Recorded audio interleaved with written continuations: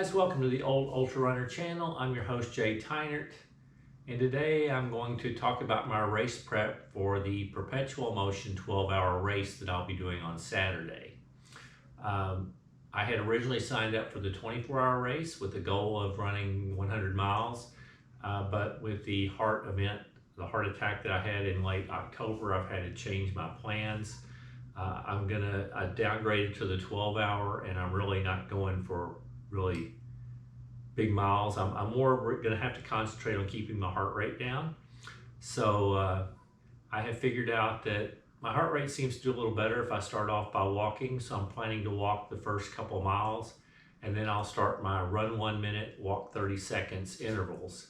And I'll do that probably until my heart rate rises up to close to 130, maybe 125, and then I'll start walking again.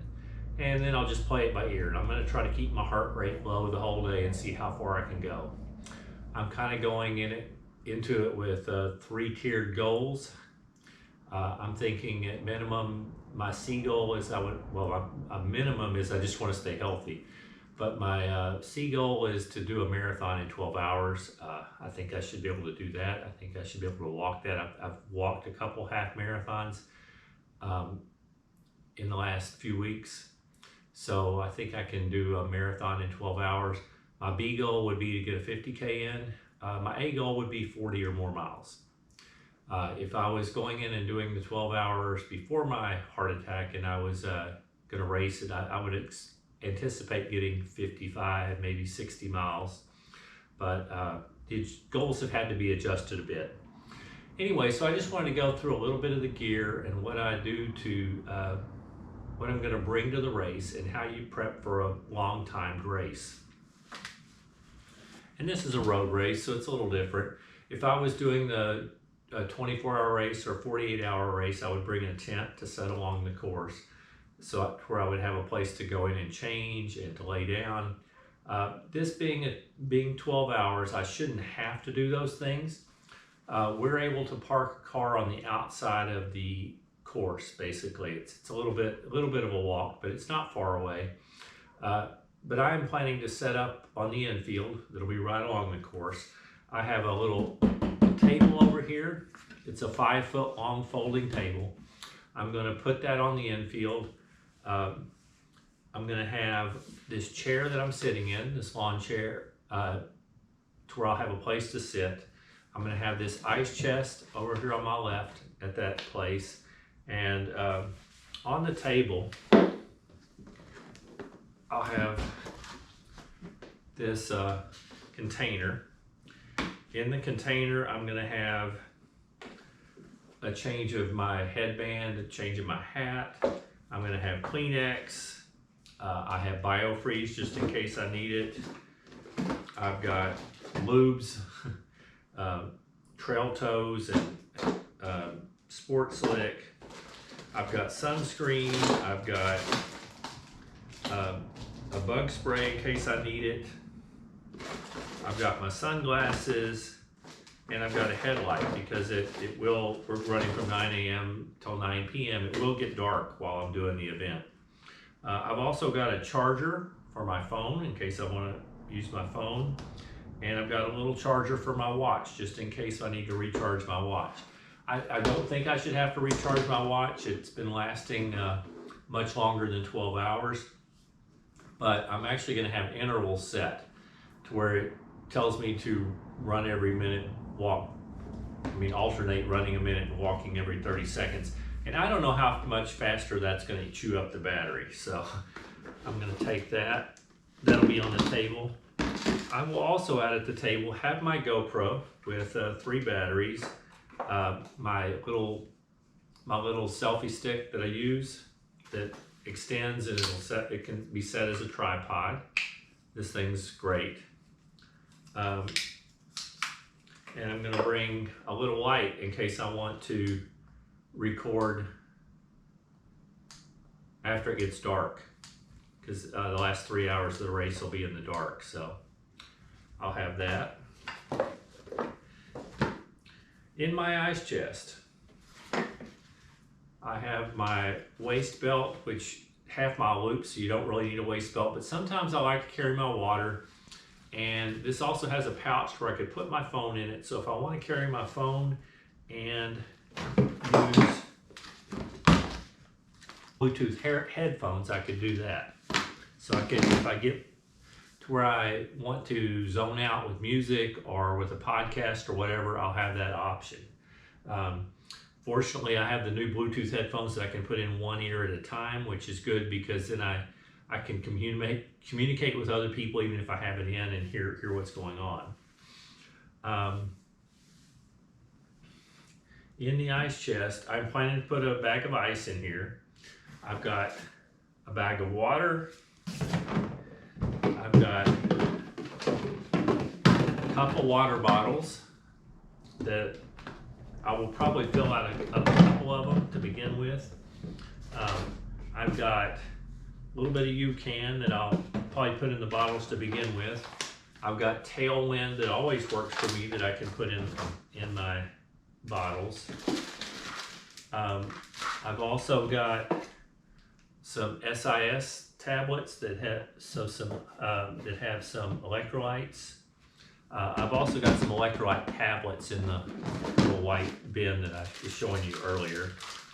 I'm going to take some almond butter packets because they help keep me full, and I've got some regular salt tabs here. I will have the option to eat things from the aid station table. I will very likely eat something for dinner there, but I just want to make sure I have things that will work for my stomach. So that's why I'm bringing my almond butters, I'm bringing my own Tailwind and UCAN, I'm bringing SIS tablets, and I'm also going to make myself 2 or 3 sandwiches, and I'm trying to eat more low carb, so I'll use some of my low carb bread. So I'll have those in here that they work really well for me for my 48-hour event in August. So that's kind of my plan there. Now I've got here, these are the clothes I'm planning to wear in the morning. I will actually carry these upstairs. They won't be packed in the car, but I've got my shorts, I've got a singlet, I've got my Injinji socks, my hat, I've got my Halo sweatband that has the rubber seal. It is actually going to be, the forecast, the last I saw, this is Thursday evening, is now showing that the overnight low is only going to be down to 63, and it's going to get up to 78. So it's actually going to be pretty warm for this time of year. I do have a buff that I'll put around my neck. I will pack a mask in case I need that for during packet pickup and things. Now things that I'm going to pack in my bag over here that are for kind of emergency, they're kind of backup things. I'll have an extra singlet in case I want to change into a different singlet. I'll have a short sleeve shirt in case I want to wear a short sleeve shirt.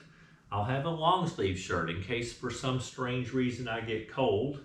I'll also have another pair of shorts just in case, another pair of Injinjis, and I'll have one pair of just regular socks that are not toe socks, just in case something happens to my toes and I need to patch them up and they won't fit in Injinjis well.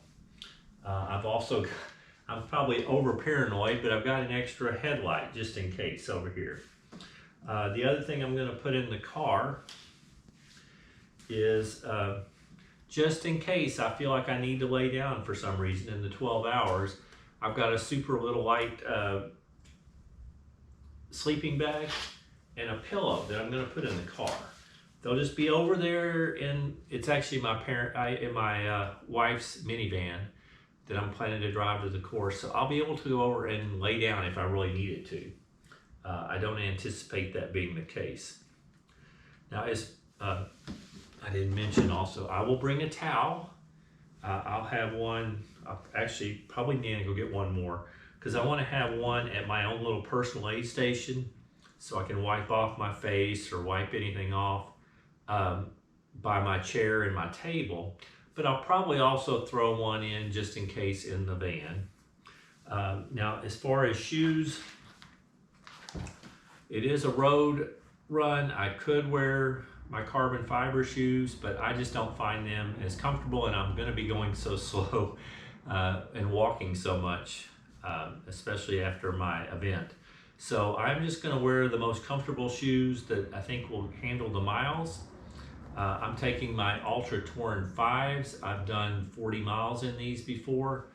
These will probably be what I wear the entire time, but they're the shoes I'm planning to wear. These are my Skechers Max Road 5s. These are also extremely comfortable and good for long mileage. So I think I'm going to wear the Torn 5s. I think these are going to be my backups, but I could change my mind. But these are definitely the two pairs of shoes I'm planning to bring.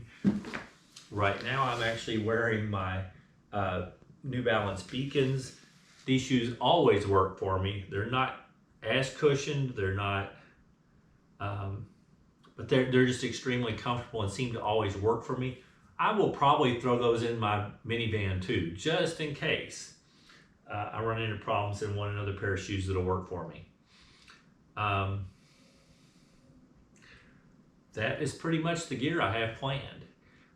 That's pretty much my race strategy, is to start off walking and then do my run walks as long as I can, and then alternate with walks and just keep my heart rate low.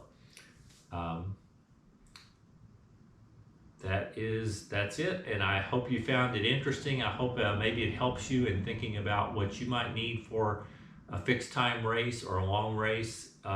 Fixed time races are a little different because you can have a little bit more gear.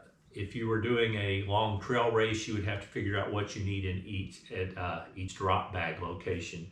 But here, I just have it all along the course, and I'll be passing it throughout the day and can grab it if I need it. So I'm taking probably a little bit more gear. But hope this gives you a little bit more idea what you might use if you do a long time race. And other than that, I hope if you have races this weekend or big plans, that things go great for you.